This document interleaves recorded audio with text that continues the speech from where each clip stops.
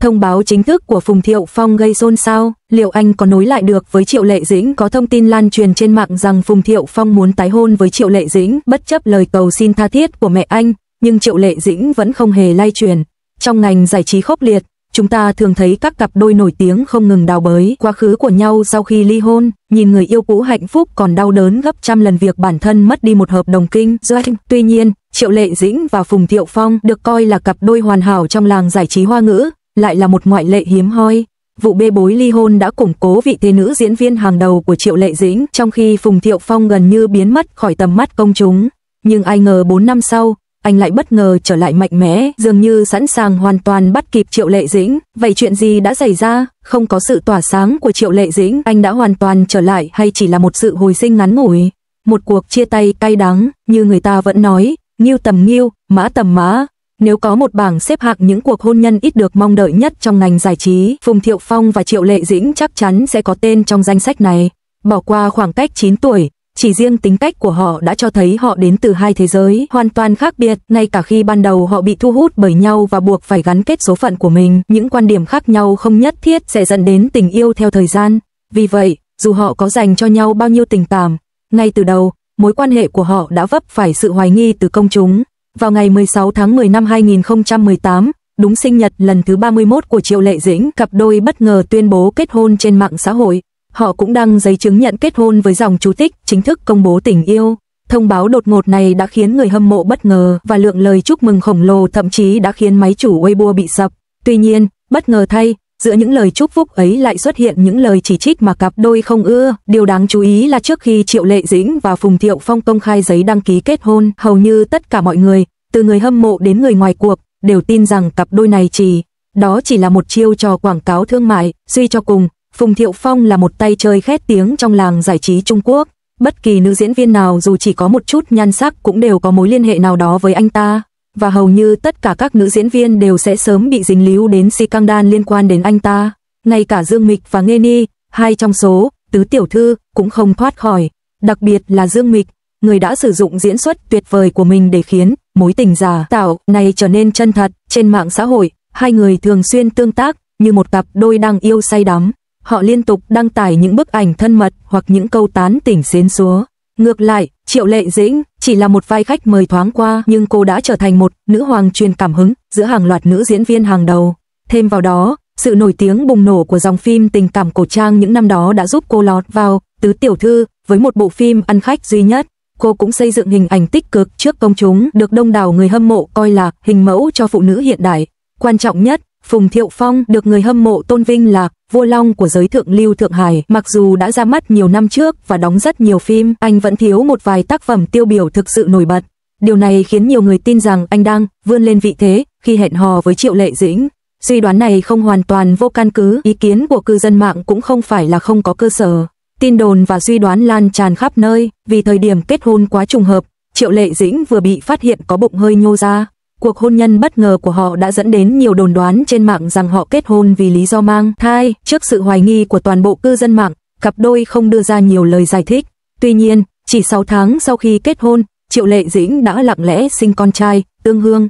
Mọi người hy vọng đứa con sẽ hàn gắn mối quan hệ của họ, nhưng mối quan hệ này kéo dài chưa đầy 3 năm trước khi Triệu Lệ Dĩnh và Phùng Thiệu Phong chia tay trong cay đắng, sự phân cực sau ly hôn. Thực tế, đã có những dấu hiệu cho thấy họ ly hôn từ rất lâu trước đó. Ngay sau khi Triệu Lệ Dĩnh sinh con, chỉ trong vòng 1 tháng, cô đã lao đầu vào đóng phim. Lịch trình của cô dày đặc, thường kéo dài 6 tháng mà không về nhà. Sự nghiệp của cô cũng quan trọng như chính cuộc sống, đóng phim là nguồn sống của cô. Ngược lại, Phùng Thiệu Phong, người thường bị chế giễu là con trai cưng của mẹ, dường như đã sớm chấp nhận lối sống nghỉ hưu. Anh dành cả ngày để đăng ảnh câu cá và uống trà lên mạng xã hội. Anh ấy chỉ chăm sóc con cái vào thời gian rảnh rỗi, dường như không quan tâm đến sự khác biệt trong sự nghiệp của họ. Quan trọng hơn, mẹ của Phùng Thiệu Phong cực kỳ bất bình với việc Triệu Lệ Dĩnh bỏ bê gia đình. Trong một chương trình nào đó, trong buổi phỏng vấn, mẹ của Phùng đã thẳng thắn nói rằng bà không ưa Triệu Lệ Dĩnh ngay từ đầu. Theo quan điểm của bà, phụ nữ sau khi kết hôn nên ở nhà nuôi con, việc xuất hiện trước công chúng không phải là điều tốt. Thực ra, kiểu mâu thuẫn mẹ chồng nàng dâu này khá bình thường, xét đến hoàn cảnh khác nhau của họ. Gia đình Phùng được coi là khá giả ở Thượng Hải nên tư tưởng và thái độ của họ đương nhiên khá kiêu ngạo. Triệu Lệ Dĩnh, ngược lại, xuất thân từ nông thôn và đã rất nỗ lực để đạt được vị trí hiện tại. Chính vì những mâu thuẫn ngày càng gia tăng này mà mối quan hệ của Phùng Thiệu Phong và Triệu Lệ Dĩnh bắt đầu rạn nứt. Trong mắt con gái họ, khi con gái còn học mẫu giáo, hai vợ chồng gần như không giao tiếp với nhau trong các hoạt động của cha mẹ và con cái, họ thậm chí còn không nhìn nhau lấy một cái. Thật dễ dàng để tưởng tượng cuộc hôn nhân này đã đau khổ đến nhường nào đối với cả hai.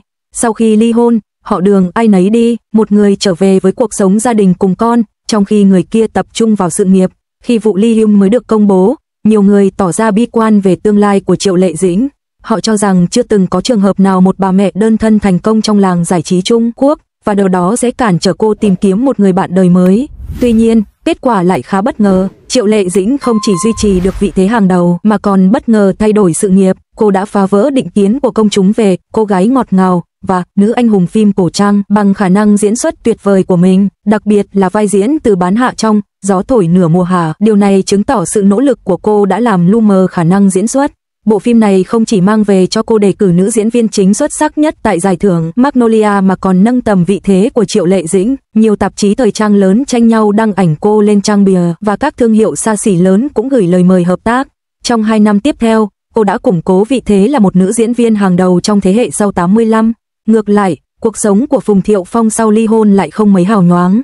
2021, anh chỉ đóng 3 bộ phim truyền hình, một trong số đó bị hoãn lại 2 năm trước khi lặng lẽ lên sóng, gần như không đạt yêu cầu nhờ lượng người hâm mộ đông đảo. 2 bộ phim còn lại có những vai diễn nhỏ đáng thương, không gây được tiếng vang sau khi phát sóng. Không chỉ nguồn lực của anh giảm sút mà hình ảnh và gu thẩm mỹ của anh trước công chúng cũng sa sút. Có lần, trong một lần xuất hiện trên chương trình tạp kỹ, anh thẳng thắn tuyên bố: "Tôi rất lạc lõng sau khi ly hôn, tôi không biết phải làm gì." Điều này khiến nhiều cư dân mạng chỉ trích anh là thiếu tham vọng và quen sống nhờ phụ nữ. Quan trọng nhất, chỉ vài năm sau khi ly hôn, Phùng Thiệu Phong bị phanh phui chuyện hẹn hò với một người phụ nữ lạ. Tuy người phụ nữ này, ngoại hình của anh ta tạm được, nhưng với một người có địa vị như anh ta, nó lại vô cùng nhạt nhẽo. Suy cho cùng, trong toàn bộ ngành giải trí Trung Quốc, việc một ngôi sao hàng đầu thuê một người nổi tiếng mạng bình thường để duy trì hình ảnh là cực kỳ hiếm. Ngay khi mọi người nghĩ Phùng Thiệu Phong sẽ kết thúc, ai ngờ anh ta lại có một sự trở lại hoàn hảo theo một cách khác. Ngay cả sau khi trở lại với công chúng, anh đã tiến rất gần đến địa vị của Triệu Lệ Dĩnh. Sau 4 năm chuẩn bị, anh đã tung ra một động thái mạnh mẽ. Như câu nói, im lặng là vàng. Lý do Phùng Thiệu Phong chọn cách im lặng sau khi ly hôn không phải vì anh nhìn thấu thế giới khắc nghiệt của ngành giải trí và quyết định từ bỏ ngoại hình của anh. Thay vào đó, anh muốn tận dụng khoảng thời gian khó khăn này để lột xác hoàn toàn. Vì mục đích này, anh đã cố tình từ chối tất cả những nguồn lực trước đây có được nhờ mối quan hệ gia đình. Anh tập trung nghiên cứu những kịch bản phim thực tế và thậm chí còn dành hơn 3 tháng trải nghiệm cuộc sống ở một vùng núi hẻo lánh. Chỉ khi không còn ai nhìn thấy chút khí chất nam chính phim thần tượng nào ở anh, Phùng Thiệu Phong mới trở lại làng giải trí. Năm 2025, bộ phim Mặt Trời Mọc Trên Trời với sự tham gia của Phùng Thiệu Phong và Tân Chỉ Lôi đã được đề cử tranh giải chính tại Liên hoan phim Venice. Mặc dù Tân Chỉ Lôi cuối cùng đã giành giải nữ diễn viên chính xuất sắc nhất quốc tế, nhưng diễn xuất của Phùng Thiệu Phong đã liên tục được giới truyền thông khen ngợi. Đặc biệt, diễn xuất tỉ mỉ của anh ấn tượng đến mức ngay cả Trương Tùng Văn cũng có phần choáng ngợp. Triệu Lệ Dĩnh đã trở thành một nữ doanh nhân quyền lực. Đứng cạnh Phùng Thiệu Phong, những thay đổi giữa họ thật đáng kinh ngạc. Khi kết hôn, Triệu Lệ Dĩnh không còn được nổi tiếng và danh tiếng như hiện tại, thường xuyên phải đóng vai phụ cho các minh tinh khác. Trong khi đó, Phùng Thiệu Phong không chỉ là một người thừa kế giàu có mà còn có một tương lai sáng lạn. Tuy nhiên, mọi thứ đã thay đổi. Triệu Lệ Dĩnh chưa bao giờ nhận được sự chấp thuận của mẹ chồng. Theo nguồn tin nội bộ, mẹ chồng thường xuyên quấy rối cô trong thời gian cô mang thai và Phùng Thiệu Phong không dám lên tiếng. Đối mặt với mâu thuẫn giữa vợ và mẹ, anh bất lực trong việc hòa giải để Triệu Lệ Dĩnh một mình gánh vác. Cuộc hôn nhân này đã dạy cho cô nhiều bài học. Đó là lý do tại sao cô nỗ lực xây dựng sự nghiệp sau khi ly hôn. Chỉ bằng cách này, cô mới có thể nhận được sự tôn trọng. Tuy nhiên, không có Triệu Lệ Dĩnh, Phùng Thiệu Phong đã gặt hái được những gì mình đã gieo. Nếu anh biết trước điều này sẽ xảy ra, mẹ anh có lẽ đã đối xử với Triệu Lệ Dĩnh tốt hơn. Thật đáng tiếc khi họ đã ly hôn. Mặc dù mẹ Phùng Thiệu Phong năn nỉ Triệu Lệ Dĩnh tái hôn, hứa hẹn tổ chức một đám cưới hoành tráng và mua cho cô một căn hộ ở Thượng Hải, Triệu Lệ Dĩnh vẫn không hề lay chuyển. Cô không thiếu tiền, kết hôn hay không kết hôn cũng chẳng ảnh hưởng gì đến cô. Bạn nghĩ sao về điều này? Không chỉ vậy, ngay cả tờ Bắc Kinh Nhật Báo và đạo diễn Thái Thượng Quân cũng không khỏi khen ngợi anh. Đừng đánh giá thấp Phùng Thiệu Phong chỉ vì vai diễn nhỏ của anh ấy đã thể hiện hoàn hảo nhân vật mà tôi hình dung. Vai diễn này thành công đến vậy chắc chắn là nhờ anh đã rũ bỏ hình tượng một quý ông lịch lãm. Vì bộ phim này rất có ý nghĩa với Phùng Thiệu Phong, nên khi chính thức công chiếu, Phùng Thiệu Phong không chỉ đi khắp cả nước để quảng bá mà Triệu Lệ Dĩnh còn đăng bài ủng hộ anh, cô thậm chí còn chi một khoản tiền lớn để đặt 10 suất chiếu cho người hâm mộ. Ai cũng biết rằng các cặp đôi nổi tiếng trong ngành giải trí ly hôn, dù không công khai tố cáo người yêu cũ, thì ít nhất cũng trở thành những người xa lạ, không bao giờ nói chuyện với nhau nữa. Việc Phùng Thiệu Phong và Triệu Lệ Dĩnh làm được điều đó một cách đàng hoàng như vậy quả thực là điều độc nhất vô nhị trong làng giải trí Trung Quốc. Tuy hiện tại vẫn còn khoảng cách khá lớn giữa Phùng Thiệu Phong và Triệu Lệ Dĩnh, khi anh rũ bỏ hình ảnh ông chủ bá đạo và thực hiện bước đi này, anh đã chứng minh được giá trị của mình. Thành công không phải là những thành tựu hào nhoáng, mà là quyết tâm vươn lên từ đống tro tàn. Trong thế giới giải trí đầy rẫy danh vọng, không bao giờ có người chiến thắng thực sự, cũng không có kẻ thua cuộc mãi mãi. Triệu Lệ Dĩnh, thành công của Triệu Lệ Dĩnh là kết quả của 20 năm nỗ lực không ngừng nghỉ, giúp cô vươn lên vị thế hàng đầu. Tương tự, sự trở lại của Phùng Thiệu Phong cũng là kết quả của sự thức tỉnh đột ngột sau 4 năm chìm vào quên lãng. Trước đây, người hâm mộ của các ngôi sao khác nhau thường so sánh người yêu cũ, nói rằng ai cưới chạy bầu và ai không thể sống thiếu ai. Nhưng giờ đây, dường như kết quả tốt nhất là tất cả đều ổn.